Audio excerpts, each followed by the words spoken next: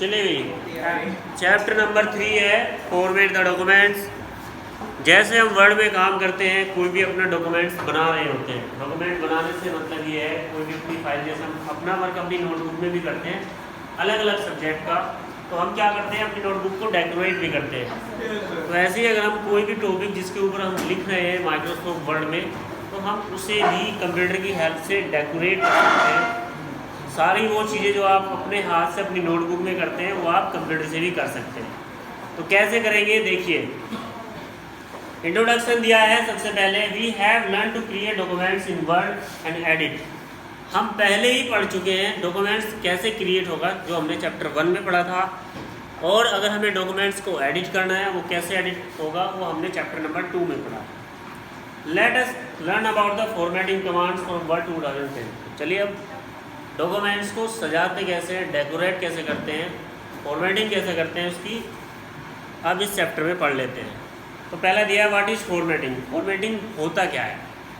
Formatting means making your documents attractive and presentable. Formatting का मतलब ये होता है कि डॉक्यूमेंट्स आपका अट्रैक्टिव लगे, देखने में अच्छा हो, प्रेजेंटेबल और दिखाने योग्य हो, तब किसी को भी हम दिखा सकें और वो बोले कि हाँ अच्छा है। आगे दिया है, it's help to enhance the appearance of the your documents to make the more effective and easily readable. और इससे क्या होगा, आपका डॉक्यूमेंट्स इफेक्टिव होगा और आसानी से वो पढ़ने योग्य है, हर कोई उसे देख पढ़ना पसंद करेगा। जिसकी राइटिंग अच्छी नहीं होती है तो हम भी पढ़ना पसंद नहीं करते जब चेकिंग करते हैं, मार्क्स इसलिए कम हो जाते हैं। जिसकी राइटिंग अच्छी होती है ना, उसको मार्क्स भी अच्छे मिलते हैं। इसलिए नोट की बात हो रही है यहाँ पर, जब हम बनाते हैं डॉक्यूमेंट्स की, जब उसे हम अच्छे से फॉर्मेट करेंगे तो वो इफेक्टिव भी लगेगा और पढ़ने के लिए योग्य भी होगा, उसे पढ़ भी पाएंगे। There are the various formatting option use in the documents like character formatting. तो बहुत सारे ऑप्शन हैं हमारे पास जिनके थ्रू हम फॉर्मेटिंग कर सकते हैं। जैसे दिया है कैरेक्टर फॉर्मेटिंग। कैरेक्टर फॉर्मेटिंग का मतलब ये होता है, व्हाट आर यू डूइंग,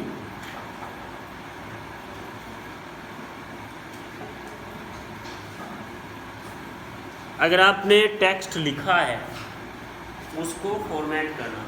कैसे? उसमें कलर कर सकते हैं, उसे बोल्ड कर सकते हैं, इटैलिक, अंडरलाइन, उसकी जो फ़ॉन्ट है, लिखने का जो मेथड है, कंप्यूटर में बहुत सारे फ़ॉन्ट हैं। जैसे हम कर्सिव राइटिंग में भी लिखते हैं, कैपिटल में लिखते हैं, स्मॉल लेटर में लिखते हैं। इसके अलावा भी बहुत सारी ऐसी लैंग्वेजेज है।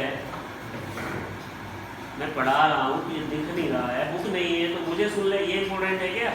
कंप्यूटर ज़्यादा जानता है।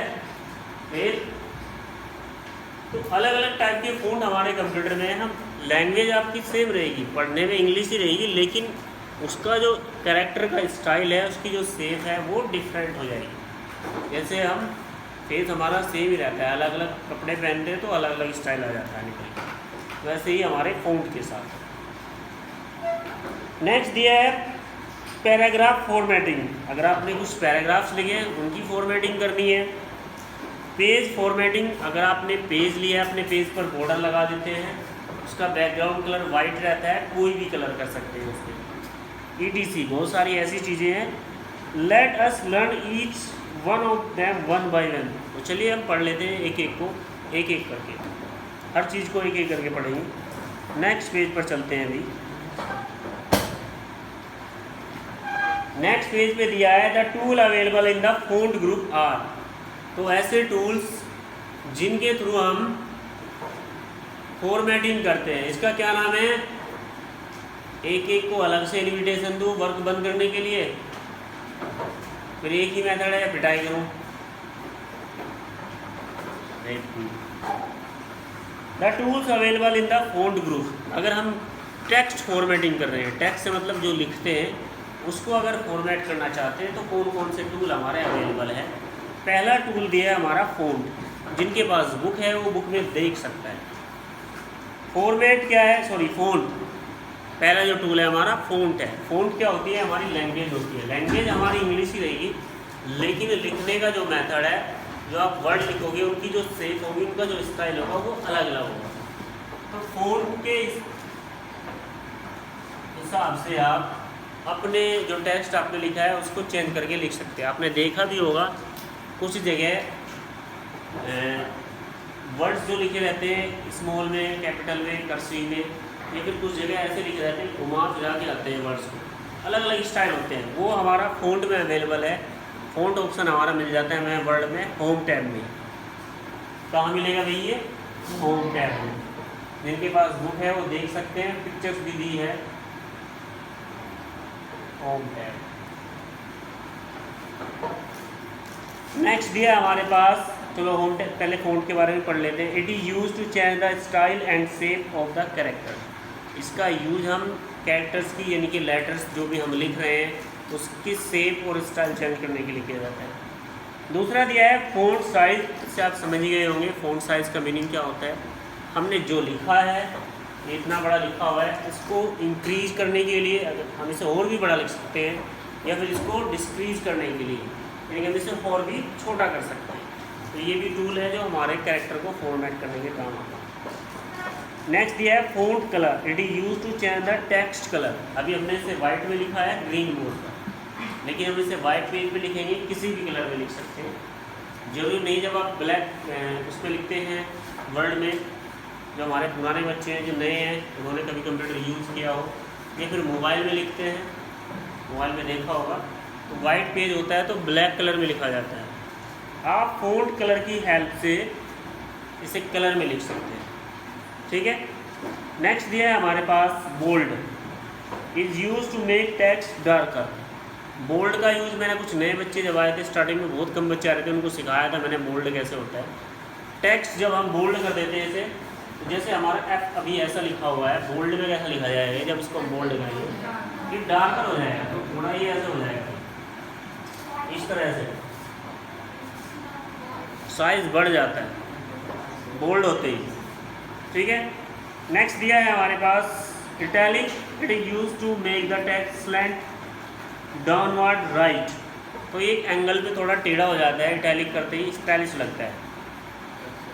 उसके बाद ये अंडरलाइन। अंडरलाइन से समझ गए, अगर किसी भी वर्ड को हाईलाइट करना है, हमें अलग से दिखाना है, या फिर कोई वर्ड हमारा इम्पोर्टेंट है, हम अपनी बुक में भी ऐसा करते हैं, ये इम्पोर्टेंट है, इसको अंडरलाइन कर देते हैं। तो आप वर्ड में भी किसी भी वर्ड को या फिर सेंटेंस को अंडरलाइन कर सकते हैं। नेक्स्ट दिया है टेक्स्ट हाईलाइट कलर। जैसे कि मैंने एक पैराग्राफ लिखा, उसमें कुछ वर्ड है जो इम्पोर्टेंट है, या फिर जो उसको पढ़े पैराग्राफ को, उनका ध्यान उन वर्ड्स पर जरूर जाए। तो जब हम हाथ से लिखते हैं तो क्या करते हैं, उसे कलर कर देते हैं, या फिर उसको अंडरलाइन करते हैं, या फिर उसका हेडिंग बना देते हैं, कुछ भी करते हैं, बॉक्स में बंद करते हैं। तो यहाँ पर हम किसी भी चीज़ को, किसी टेक्स्ट को हाईलाइट करने के लिए कलर का यूज़ भी कर लेते हैं।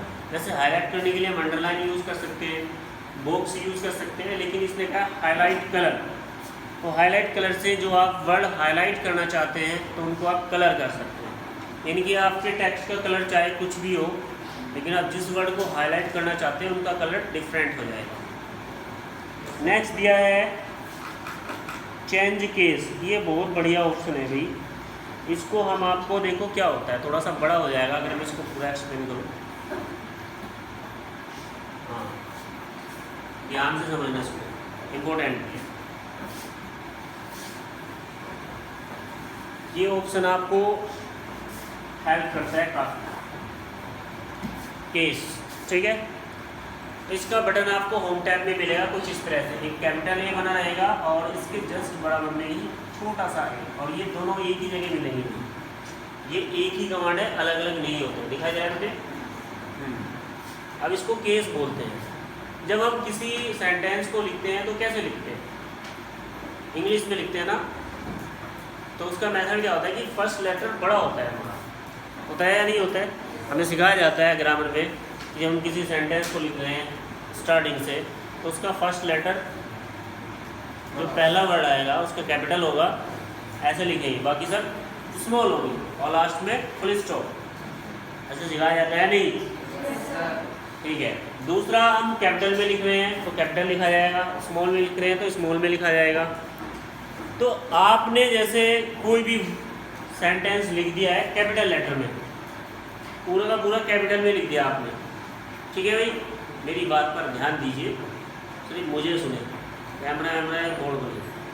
आपने सेंटेंस मतलब उसमें 5 वर्ड्स हैं, टुडे इज रेनी डे, ये आपने लिख दिया, वो टोटल कैपिटल में लिख दिया।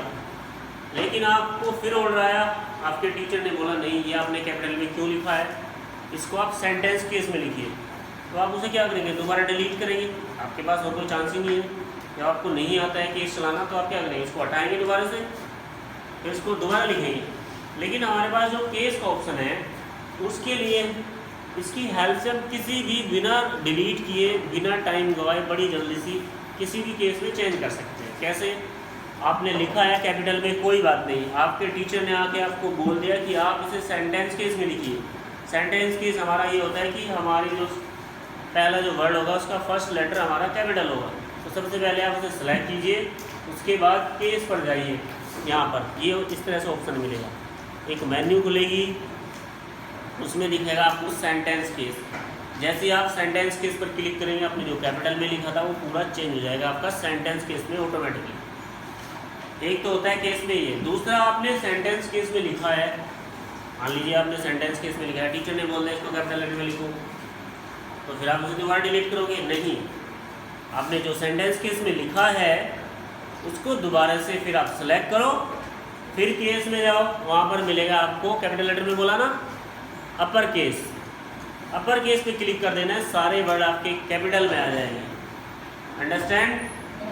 अगर आपने कैपिटल में लिखा है या फिर सेंटेंस में लिखा है, आपको बोल दिया कि टोटल स्मॉल में आना चाहिए, फिर केस पर जाएंगे, वहाँ पर ऑप्शन मिलेगा लोअर केस, तो क्या करेंगे, पूरा टोटल सेंटेंस हमारा स्मॉल में आ जाएगा।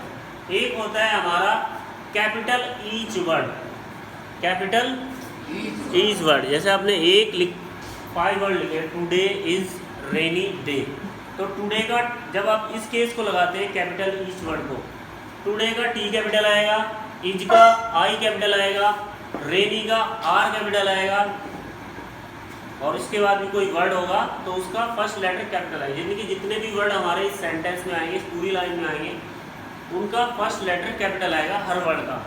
किससे? कैपिटल ईच वर्ड से। केस नहीं होता है। एक होता है हमारा टुगल केस, ये सब कुछ उल्टा कर देता है। टुगल केस का काम क्या होता है, अगर आपने कैपिटल में लिखा है और आपने इसको सेलेक्ट करके टुगल पे क्लिक कर दिया तो स्मॉल में कर देगा, मतलब उल्टा कर देता है किसी भी चीज़ का। आपने सेंटेंस केस में लिखा है, क्लिक कर दिया टॉगल केस पे, उसको दूसरे केस में बदल देगा।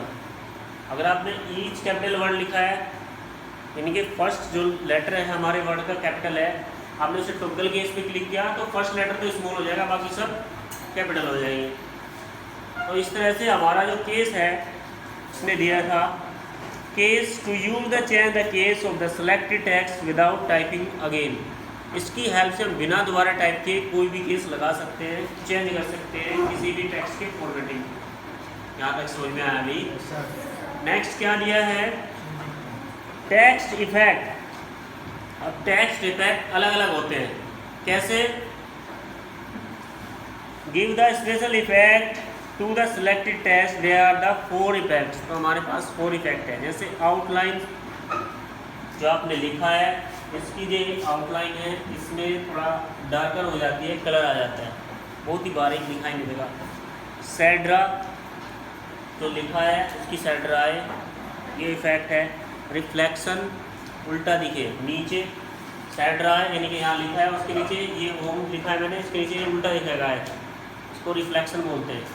पढ़ा होगा ना फिजिक्स में, रिफ्लेक्शन। जब हम मिरर के सामने खड़े होते हैं रिफ्लेक्शन ही तो उल्टा, हमारा उल्टा बनता है। एंड ग्लो, एक तरह से टेक्स्ट को सॉफ्टनेस में दिखाएगा आपको, ये ऐसे ऐसे कुछ जैसे ड्राइंग करते हो, एक अलग इफेक्ट आता है। प्रैक्टिकली करोगे तो आपको बता देंगे, हम ऐसे एक्सप्लेन नहीं किया जा सकता। तो ये थे भाई कुछ टूल हमारे होम टैब्स में। बाकी आगे दिया है चेंजिंग फ़ॉन्ट। अगर आप फ़ॉन्ट चेंज करना चाहते हैं तो देखिए जिनके पास बुक है अलग अलग फ़ॉन्ट दिए हैं, कौन कौन से? Monotype, Corsiva, Hobo Std, Calibri, Arial, एटिस, एडोग्राटिक एसडी, बी, टाइम्स न्यू रोमन। तो जिसमें इनके नाम लिखे हैं इसी टाइप के ये फ़ॉन्ट है। देख रहे हैं ना आप, जितने फ़ॉन्ट दिए हैं जिसमें इनके नाम लिखे हैं। अभी एरियल के नीचे पता नहीं कौन सा है, समझ में भी नहीं आ रहा, पढ़ा नहीं जा रहा। हाँ, तो जैसे ये लिखा है ना इसका नाम, इसी टाइप में आपकी राइटिंग आई है। तो कंप्यूटर में अलग अलग टाइप के फ़ॉन्ट है। आज के लिए तो इतना ही, बाकी हम भाई कल पढ़ाएंगे, पहले इसका प्रैक्टिकल कराना पड़ेगा आपको। थैंक यू, स्टॉप कर दीजिए।